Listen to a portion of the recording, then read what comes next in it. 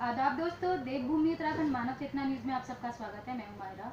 और आज दोस्तों, आज हम आपको एक बहुत बड़ी शख्सियत के साथ मिलाने जा रहे हैं, और मिलाने के साथ साथ जो कि एक बहुत बड़े बिजनेसमैन भी है। तो हम आपको मिलाएंगे हाजी सलीम अहमद सर से, जो कि बिजनेसमैन है, और आज उनसे सवाल भी करेंगे हम। देखते रहिए। आदाब।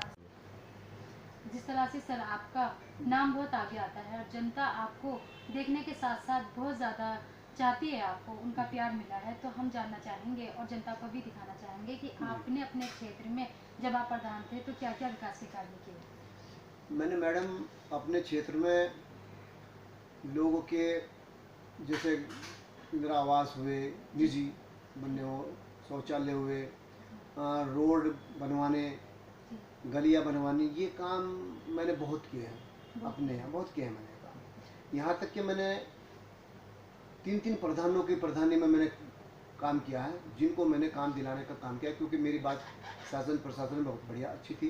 बात मेरी मानते थे वहाँ। जैसे ब्लॉक हुआ, जिला पंचायत अधिकारी हुआ, प्रमुख हुआ, ये सब लोग मेरी बात को तवज्जो देते थे, क्योंकि मेरे काम करने की शैली, काम करने की बात, काम करने के तरीके बहुत साफ़ सुथरे होते थे। मुझे दमक होकर मैं काम करता था, और मैं किसी से कोई हिचकिचाता नहीं था काम करने में। तो जब मैं काम करता था तो मेरे पास काम आने से पहले ही ऑफिसों में अधिकारियों के फ़ोन आने शुरू हो जाते, भाई आप अपने प्रस्ताव भेज दीजिए और हम आपको काम देना चाहते हैं, आप काम करिए। मैंने कई पंचायतों में अपनी तरफ से वहाँ के प्रधानों को भी काम दिलवाए, काम कराए, और मैंने अपनी ग्राम पंचायत में तो काम किया ही है और खूब काम किया है। बहुत मन लगा के काम किया, अच्छा काम किया, और बड़ा दमंगी से काम किया है। मैंने कभी किस दब के या किस डर के या किसी के बहकाव में आके या दबाव में कभी किसी काम नहीं किया। मैंने काम करने का मेरा तरीका एक बहुत अलग रहा है। यहाँ तक कि मैंने अपने यहाँ कुछ लोग गलत तरीके से चले हैं, उन लोगों को मैंने समझाया है, तरीके से समझाया है। तरीका काम करने का मेरा अलग था। कहीं मैं अपनी गाँव ग्राम पंचायत में जाकर बैठता था, कहीं ग्राम पंचायत में किसी के आपस में लेन देन होता था या झगड़ा फसाद हो जाते थे, तो मैंने कभी ज़्यादातर लोगों को पुलिस में, थानों में जाने नहीं दिया। मैंने अपने यहाँ ज़्यादातर फैसले अपने घर बैठ के, अपने गांव में बैठ के, अपनी ग्राम पंचायत में बैठ के ज़्यादातर निपटाए, और जिससे कि मेरे से लोग बड़े प्रभावित रहे और मेरी बात को बड़ा सराहा लोगों ने। और सर, हम जानना चाहेंगे आपसे, क्या आपने वार्ड के अंदर आपने आयुष्मान कार्ड, पेंशन और राशन कार्ड वगैरह का भी निर्माण कराया? मैडम उस टाइम राशन कार्ड का था, आयुष्मान कार्ड का उस टाइम ये व्यवस्था नहीं थी, लेकिन मैंने ये इतना ये था, आधार कार्ड वगैरह भी उस टाइम नहीं थे, 2006 में भी था, लेकिन राशन कार्ड वगैरह खूब बनाए, मैंने खूब बनवाए। हाँ, और मैंने अपने यहाँ लोगों को मान लिया, जैसे बोलते हैं कि भाई हमें लोन दिलवा दो प्रधान जी। कुछ गरीब लोग हैं, आते थे, भाई वो लोन दिला दो। देखो मैं लोन नहीं दिलवाऊंगा भाई, क्योंकि कल को लोन लेके आपसे दिया नहीं जाएगा, आप खा जाएंगे। 10,000, 15,000, 50,000 रुपये आपको लोन मिलेगा, उससे कोई कारोबार नहीं होगा, लेकिन खा जाएंगे, लेकिन कल को आपके बच्चे परेशान होंगे। तो मैंने इस तरह के काम भी नहीं होने दिए, और किसी को मैंने दबने भी नहीं दिया अपने ग्राम पंचायत में कि कोई आके दबा ले, कोई आके पकड़ ले। मैंने ये भी एक वो नहीं रखा, हिंदू है, मुसलमान है, क्या है, उस टाइम तो क्योंकि थे भी नहीं थी बातें, और बड़े मोहब्बत से, प्यार से हर उसमें मुझे लोग बात वो करते थे, मेरी बात को मानते थे, मेरी बात पे तवज्जो देते थे। मैंने खूब काम किया अपने यहाँ ग्राम पंचायत में। आवास, मैंने इधर आवास, बहुत बड़े आवास दिलवाए, मैंने बहुत दिलवाए गरीबों को। और मेरे यहाँ SC एक 2-3 मोहल्ले हैं यहाँ मेहवाली में, उनके काम भी मैंने बहुत किए।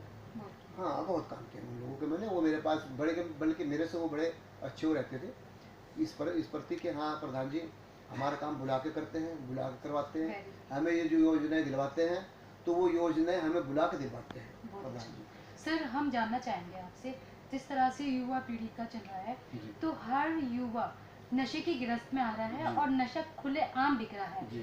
इसमें कि जो है चारों तरफ अपने धंधों में लगे हुए हैं, और कहीं ना कहीं हर फैमिली में कोई ना कोई बच्चा इस गिरफ्त में आ रहा है। क्या आप सरकार से अपील करेंगे, अधिकारियों से अपील करेंगे, क्या कहना चाहेंगे इस बारे में? मैं इसके लिए अपील करूँगा, बिल्कुल अपील करूँगा कि ये एक बहुत पैमाने पर चल रहा है ये कारोबार। लोगों कारोबार कर खा लोगों ने इस तरीके का, ये हमारे यहाँ से बड़ा हो रखा है। इस पे प्रतिबंध लगाया जाए, इसके ऊपर गौर की जाए और इसको ख़त्म करने की कोशिश की जाए। इसको एक कुछ ऐसे तरीके से वो किया जाए जिससे कि ये इन जो बच्चे इस टाइम गलत तरीके के एक नशे कर रहे हैं, अजीब अजीब नशे हो गए हैं, तो उन नशों में बच्चे लिप्त हैं, उन बच्चों का भविष्य खराब हो रहा है। मैं जब प्रधान रहा हूँ तो मेरे यहाँ ये काम था, तो मैंने पुलिस को बुला के कहीं ऐसी जगह बिठा के जहाँ से वो लोग धंधा कर रहे हैं, उन लोगों को, धंधा करने वालों को मैंने कहा उनको छुपा के पुलिस वालों को, और मैंने बिठाया और उनको मैंने बंद करवाया। जी बंद करवाया मैंने, और अपने यहाँ ये काम मैंने होने नहीं दिया, अपने टाइम पे तो मैंने होने ही नहीं दिया। जी और कभी मेरे यहाँ ग्राम पंचायत के अंदर कभी जैसे पट्टे काट देते थे, ग्राम पंचायत ज़मीन पे कब्जा कर लेते थे, या ग्राम पंचायत की ज़मीन को दे देते थे। एक विषय भी मेरे यहाँ, एक मेरे टाइम पे एक विषय भी ज़मीन मैंने ग्राम पंचायत की किसी को ना तो लेने दी, ना मैंने दी, ना मैंने दिलाने दी, और ना मैंने इस तरह का कोई काम करने की कोशिश की। सर, जिस तरह से बरसात का टाइम चल रहा है और जगह जगह गड्ढे खुदे हुए हैं, जी और आपने देखा ही होगा क्षेत्र के अंदर कहीं ना कहीं कूड़ा करकट बहुत ज़्यादा बिखरा हुआ है, इससे डेंगू होने का बहुत ज़्यादा प्रभाव जी पड़ रहे हैं। जी तो क्या कहना चाहेंगे कि इसकी सफाई व्यवस्था के लिए, जैसे पार्षद जी हैं यहाँ के जी या सरकार है, जी क्या कर्मचारियों से किस तरह से आप कहेंगे कि पुलिस से भी क्या कहेंगे आप कि ये मतलब जो गंदगी है हटाई जाए, क्या कहना चाहेंगे? इसके लिए मैं यही कहना चाहूँगा कि जिस तरीके की जगह पे, जहाँ पे कूड़ा करकट डालते हैं लोग बाग, वहाँ कोई ऐसी व्यवस्था की जाए कि जो कूड़ा करकट डालते हैं लोग, उनके ऊपर कोई ऐसा वो लगाया जाए, जुर्माना किया जाए, जिससे कि लोगों को 2, 4, 10 या 20 लोगों के ऊपर जो लगे,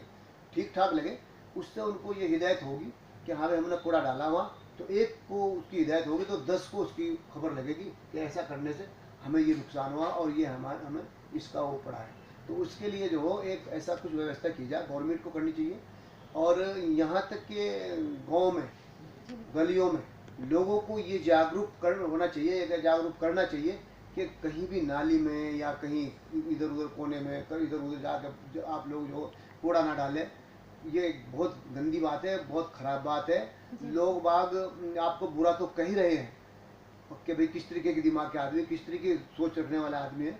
आजकल गाड़ियाँ लगा रहे, गवर्नमेंट ने व्यवस्था कर रखी है, लेकिन उस व्यवस्था को यूज करना चाहिए। 20 रुपये, 30 रुपये, 50 रुपये आपको देने पड़ते हैं, वो इसकी कोई बड़ी बात नहीं है, आप उसको दो। लेकिन हम अपने देश को, अपनी जगह को, अपने गांव को सोच रखो। सोच रखना जो हो हमारा काम है और रखना चाहिए। और ये एक अभियान हर गांव में, हर मोहल्ले में, यहाँ तक हमें जाके अपने घर में समझाना